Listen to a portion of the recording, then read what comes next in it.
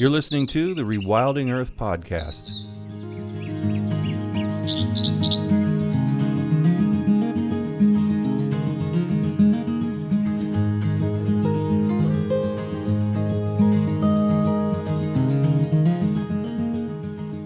The Rewilding Earth podcast is supported by businesses such as Patagonia, Catula, and Biohabitats, as well as the Whedon Foundation and listeners like you. If you love the work that the Rewilding Institute is doing, please consider donating at rewilding.org. And be sure to sign up for our weekly newsletter while you're there. Joanne Baumgartner is the Executive Director of Wild Farm Alliance. She's the author of many publications on the intersection between biodiversity conservation and agriculture, including beneficial birds, the conservation mandates within the National Organic Program regulations, and co-management of food safety and conservation.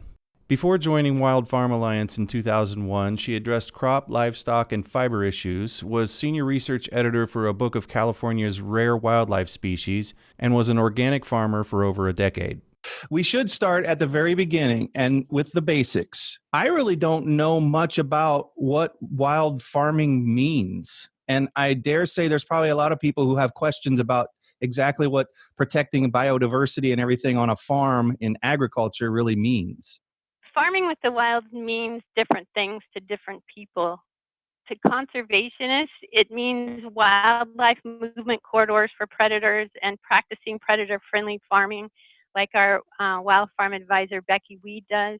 It means protecting water and creekside habitat for rare fish like our farmer board member, Peter Martinelli, does. It means restoring cropland edges with hedgerows and riparian areas. And it means fostering plant diversity in grazing lands for livestock and for the wild.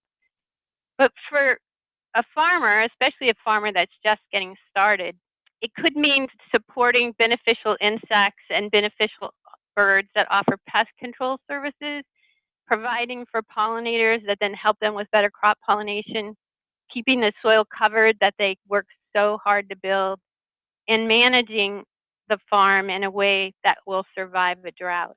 And there's all kinds of wildlife that interact with agriculture. Some are beneficial, and we are helping farmers understand how to support them. Some don't have an impact but need a place to live or move through, and we're encouraging farmers to accommodate them. And a few are pests. We are helping farmers understand how to manage for specific pest species, not, for example, generic birds or predators. And we educate farmers to take action, increase the biological activity on their farms. One way or another, that means conserving and increasing wildlife habitat. We had a farmer field day the other day, and it was about birds, beneficial birds, which I want to talk more about. And the farmer was discussing how he restored a wetland, which now supports a lot of birds. But he also monitored the wetland and the water quality and found that the water entering was now, or the water leaving the farm was now cleaner than the water entering the farm. So it's just an example of how conservation practices often offer multiple benefits. So it's supporting the birds, but it's also protecting water quality. And that same wetland is supporting insects, supporting other kinds of animals. It provides a corridor.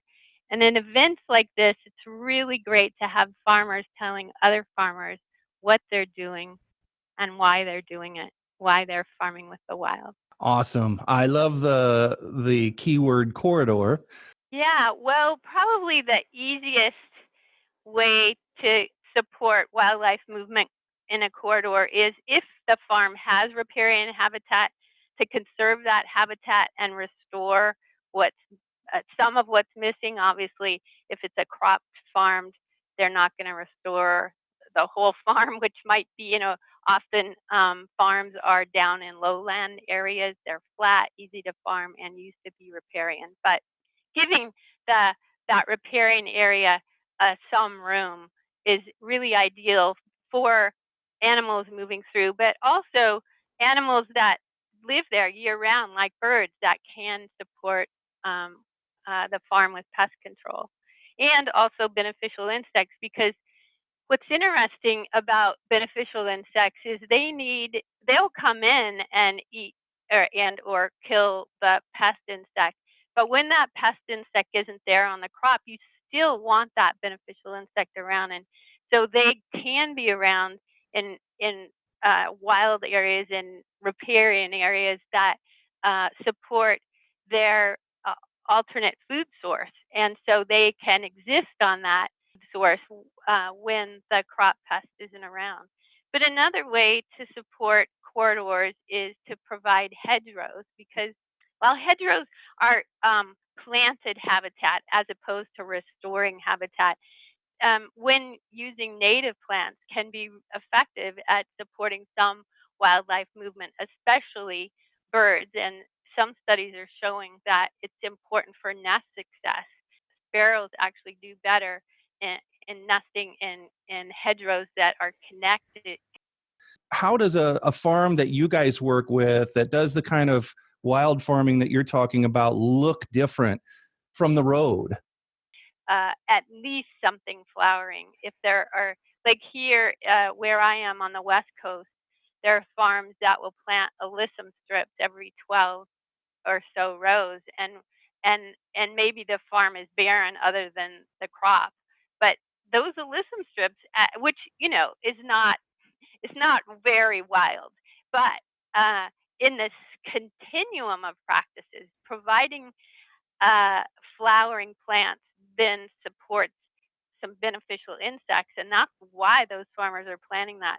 So, looking at the landscape from a conservationist perspective, you want to look for the resources that are going to support IPM, integrated pest management, that are going to support those beneficial insects. And in the continuum of things, then we want to see more than just little annual plants. We want to see perennial plants. We want to see them native plants, because native plants actually support, in general, more insects that are food for all kinds of organisms than non-native plants. Doug Tallamy, who's in the University of Delaware, has done some really incredible work looking at how many insects that native plants support. And back there in the Northeast, he's documented lots of different plants. But as an example, oak woodland or oak tree will support 500 different lepidopteran species. So that's caterpillars, and caterpillars are good protein sources. And sometimes, if the wild bird doesn't have enough food, they're not going to be successful at raising their young. So, looking at that landscape, is there flowers? Is there perennial habitat? Is it native? And is there structure to it? Because while there are some grassland birds that will live on farms, the more structure, I mean, as in shrubs and trees, the better off wildlife will be. The more they can, and especially birds, they need that habitat for cover. They need it for nesting. Without that, you're not going to draw them in, or not very often. How is the movement itself doing in terms of organic farming? I remember when it first started to get really popular, everybody was saying, well, that's fine, but they're never going to have the same yields. They're not going to be able to feed large populations. Well, there have been several meta studies that disprove that statement about how organic can never grow enough food to feed the world. Feeding the world is a complicated issue, because there's a lot of small farmers that feed themselves. But when we start talking about industrial ag trying to feed small farmers, it puts small farmers out of business, which then messes with the whole economy. And we really need to get back to more local small farming. And as well, so as far as organic goes, it is growing. I think it's like a $50 billion industry in the U.S., and it continues to grow. It's growing. It's grown a lot in the last few years, and it has growing pains, of course, but it is a really good option for some farmers that want to go that route and don't mind having somebody come in and inspect them and having to do that kind of paperwork. Yes, I think we have the knowledge to grow foods without toxins. We've been growing, I think the USDA program has been around for 20 years, that organic program, but organic farming has been going on for eons. And one of the problems with organic farming is it's hard to figure out for chemical companies to figure out how to make money on it. If they could, I think there would be a switch much faster.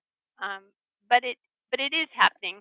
But I also want to talk a little bit about other eco labels, because one of our board members, Dan Kent, runs Salmon Safe, and it is an eco label in the Northwest that is promoting habitat for fish. Fish, like birds, are kind of an indicator. If you have healthy fish in the stream, you're going to have healthy landscapes too. There's also biodynamic, which requires some holistic thinking where farmers are using animals and crops together and thinking more synergistically, and lots more eco labels. I think the question is not like, do we know how to farm that way, or if we can, uh, feed people that way. It's more, how do we wrestle away the economy from these giant chemical companies, which now are buying up a lot of the seeds, the crop plant seeds, which is one more problem with having too much control. We're moving in a really good direction. It's not fast enough for me, but Right. we have great models. People talk a lot about lately regenerative farming. Can you tell us about what that is and how that falls into all of the things we've talked about so far? Regenerative ag is trying to address the impacts of climate, both impacts to the farm and impacts to the earth. And so, what farmers are doing are using cover crops and compost, which then build organic matter in the soil, which can turn to soil carbon. Also, and what we are really promoting is getting back to habitat, especially woody habitat, putting in those hedgerows and those oak trees and riparian forests. And oak woodlands that store carbon in the woody biomass, because that is going to help both the farm. Remember, I was saying how a lot of this habitat is supporting the beneficial organisms. What's happening is insects, as the planet warms, insect ranges are changing, and it's predicted that there's going to be a lot more invasive pest insects coming into farms. So, as farmers armor up with habitat, they will be helping themselves. Also, though, when they add that habitat, it will be helping birds that are impacted by climate change, because we know that their ranges are changing too. And as more habitat is in place for them, they'll be able to find habitat that suits their needs into the future. So this regenerative agriculture is about addressing both what is helps the farm and helps the earth. Tell us a little bit about your programs. Yeah, well, first of all, I want to just mention that from the beginning, Dave Foreman has been on our advisory board, and for about 15 years, John Davis was on our board, and now he's on our advisory board. And we are so appreciative of John, and he has helped us to stay true to Wild and Wild Farm Alliance, and also to Dave Foreman, who's just been this awesome inspiration for us. We work on education and we work on policy. The policy we have been working on is related to organic agriculture and also to food safety. We has helped the organic community understand that there is a rule. There's always been a rule in the USDA organic program that says farmers must maintain or improve soil, water, And then get this, wetlands, woodlands, and wildlife. And those last three, I don't think conservationists have understood. And in fact, the farmers and the certifiers who inspect them hadn't understood that much either. And so through the years, we pushed and pushed and helped get the USDA to start to make sure certifiers were addressing that. And then we wrote initial guidance about that rule that then the USDA tweaked and published.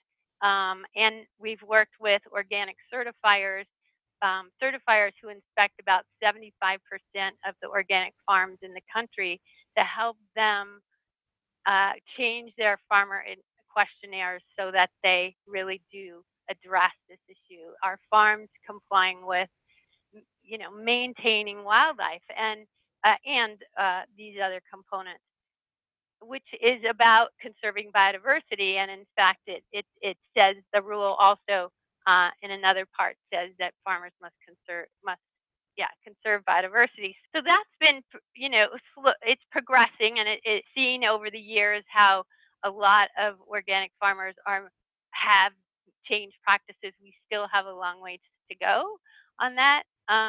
But another piece of organic policy work we have been pushing is that it turns out you could take a beautiful native prairie, a wetland, an oak woodland, and cut it down, till it up, and one day and certify it organically the next. And we don't think that's right. The rule that when it was written 20 years ago never addressed that. So this last year we went to the National Organic Standards Order. Actually, it took several years, but last year they agreed that this was a problem, and they've made a recommendation to USDA to make a rule change to fix that.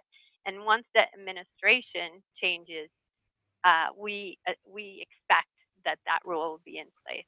We've also worked on food safety issues because a lot of people are aware of how salad mix and lettuce and other kinds of crops sometimes will make people sick, really sick. And so the grocery store buyers, in an effort to protect themselves, have said, "Oh, okay, well, it's about wildlife. We don't want to have any wildlife around. We don't want their habitat." And we worked really hard with the National Sustainable Ag Coalition in DC to first educate Congress and then educate farmers and educate FDA that there are conservation practices that make the farm safer, and that wildlife, while they can carry pathogens, foodborne pathogens, it's low, and when in isolated cases they have shown that they are carrying them, it's very often because they are in polluted areas that we've caused, like concentrated animal feeding operations, CAFOs.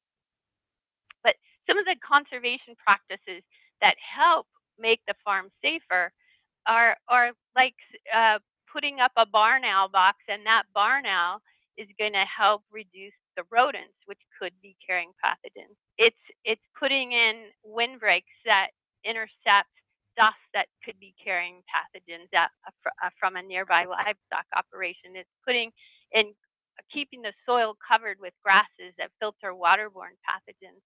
And it's building the soil to have diverse microbial ecology that outcompetes and predates upon a foodborne pathogen. So all of these conservation aspects of nature help keep us safe. And we were able to convince FDA when they wrote produce rules a couple years ago that it's okay to have wildlife on the farm. It's okay to have their habitat on the farm.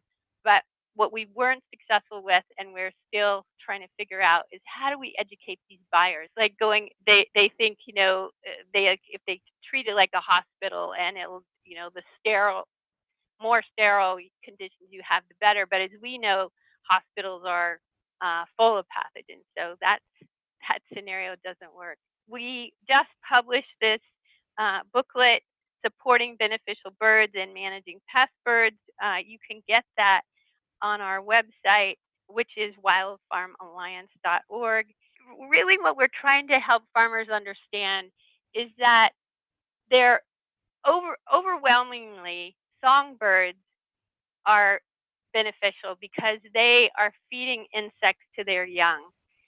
To understand this concept that there's predominantly beneficial birds, like insectivores, and which are mostly insectivores. I want to say sometimes they might eat something else, but they're mostly insectivores and carnivores. And so supporting them year round is really helpful to the farm, helpful to wild nature.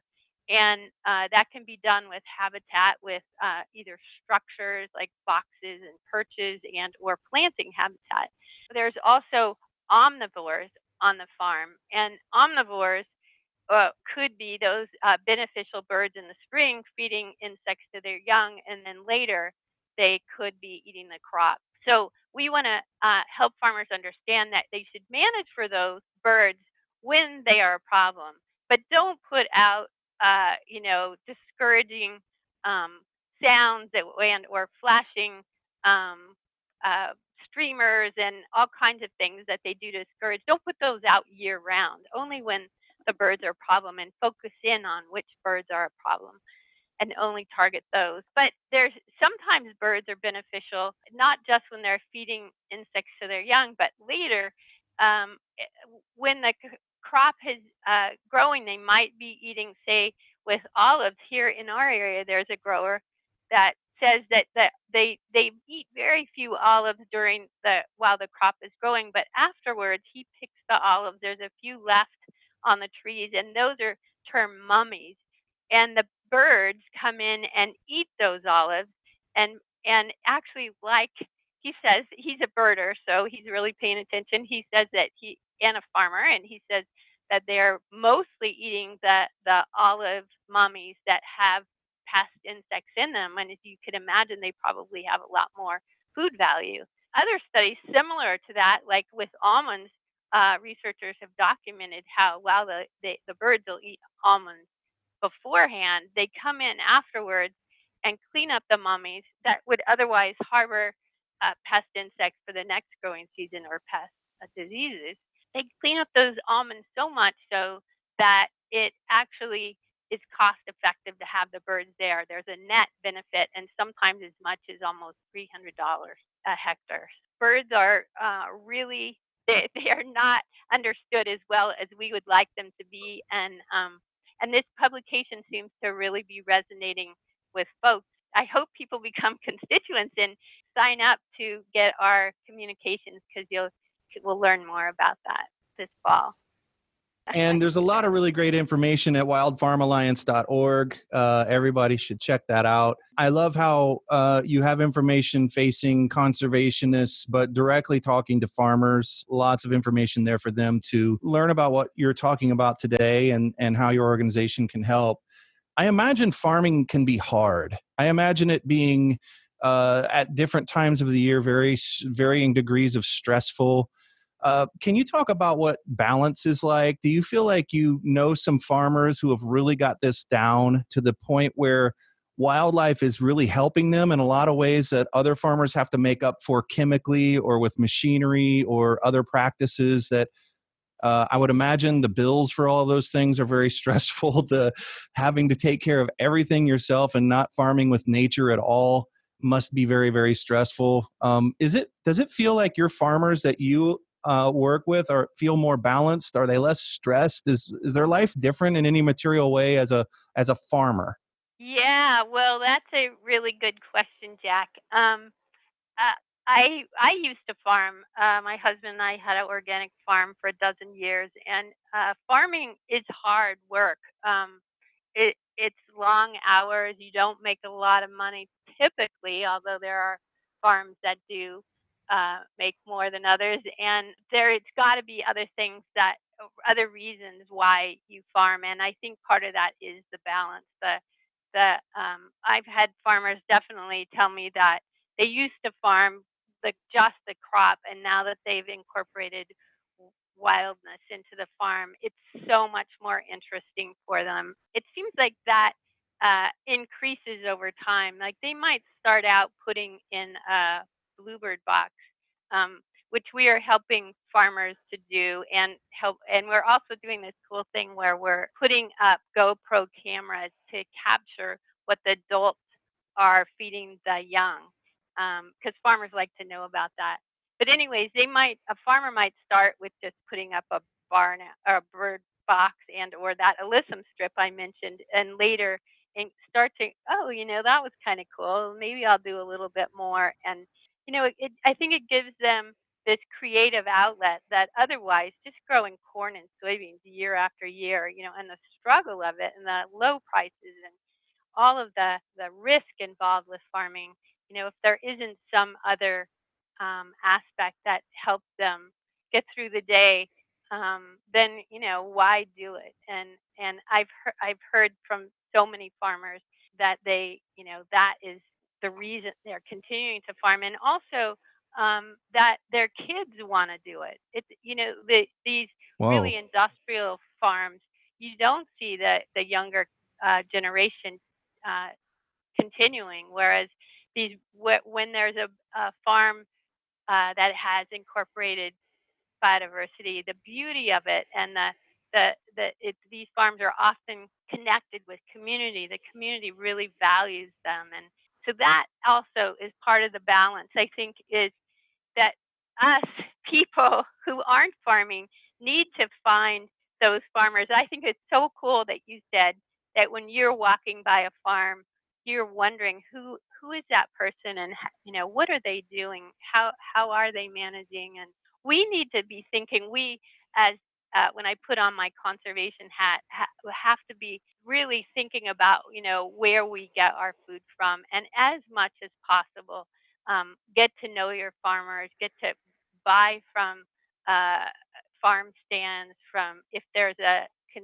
CSA, a community supported agriculture program from a farm, be part of that. That's where you um, pre purchase boxes, well, or not, but boxes of produce from the same farmer every week, and or you picked. And when you get out on the farm and get to know the farmer, farmers really do respond to their customers. They want to keep you, and the more they hear about how you value the the landscape, not just for the view shed, but that is part of it, but for the ecosystem services that they're providing, the better.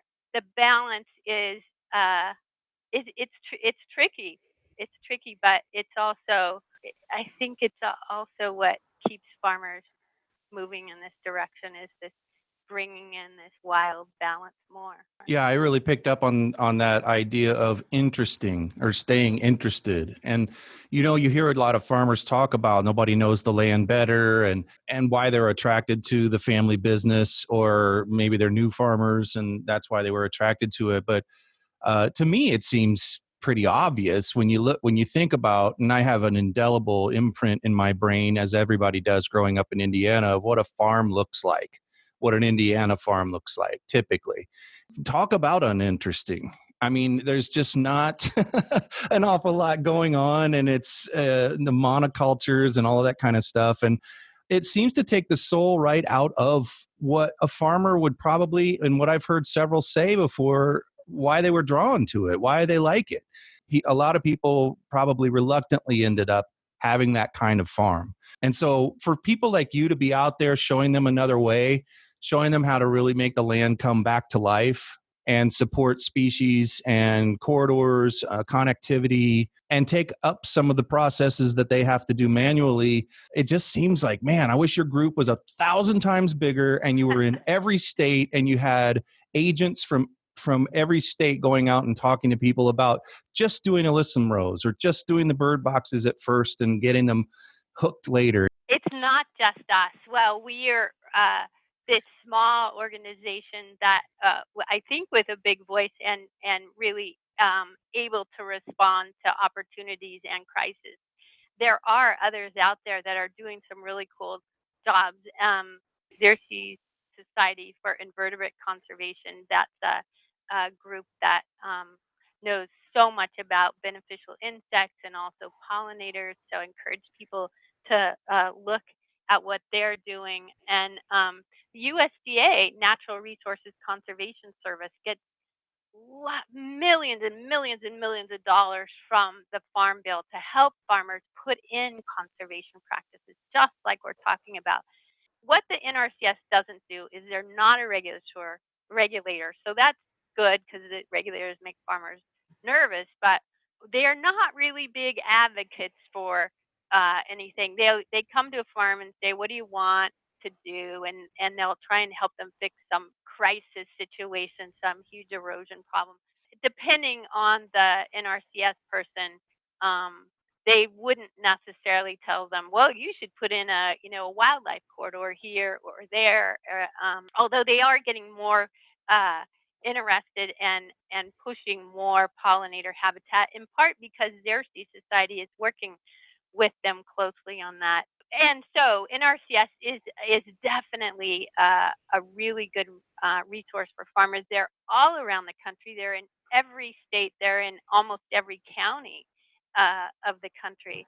Looking at this from the top down, we as conservationists really could help push things forward by being engaged when they're at times when we need to push for more Farm Bill money that goes into NRCS for these conservation programs. And currently, a lot of the Farm Bill money goes into crop insurance, which is really just bolstering these huge monocultures of corn and soybeans and other monocultures around the country, as opposed to putting a lot of money. Sure, let's still support farmers, but let's give them the money if they're going to put in hedgerows, if they're going to restore those riparian areas. But another emerging funding resource for farmers is climate change money. Here in California, we have this cap and trade program, which is the polluter pays kind of program where there's lots of money being generated. And some of it is getting directed into sustainable agriculture, into putting carbon in the ground, like with the compost and the cover crops bit, and also carbon and woody plants like hedgerows and riparian forests and so forth. And that is, this year, farmers were allocated $15 million, and we want to see that number increase. We here at Wild Farm Alliance help some farmers access that money, for instance, to put in a 7-acre wetland and to put in, more of this all this woody vegetation I've been talking about. So whether or not it's cap and trade or some other kind of climate model, we need to focus our money and resources into funds that are going to help farmers both survive climate change and for the planet to survive it too, through some of the practices that they can do to help store carbon. I feel a hopeful message in what you've shared today. Oh, good. Well, thank you, Jack, and thank you for your work. I love the podcast that you're putting together and love the work of the Rewilding Institute. Thanks for listening to the Rewilding Earth podcast. Be sure to visit rewilding.org to subscribe so you don't miss past and future episodes. And while you're there, please consider supporting Rewilding by making a donation or subscribing to the Rewilding Earth newsletter.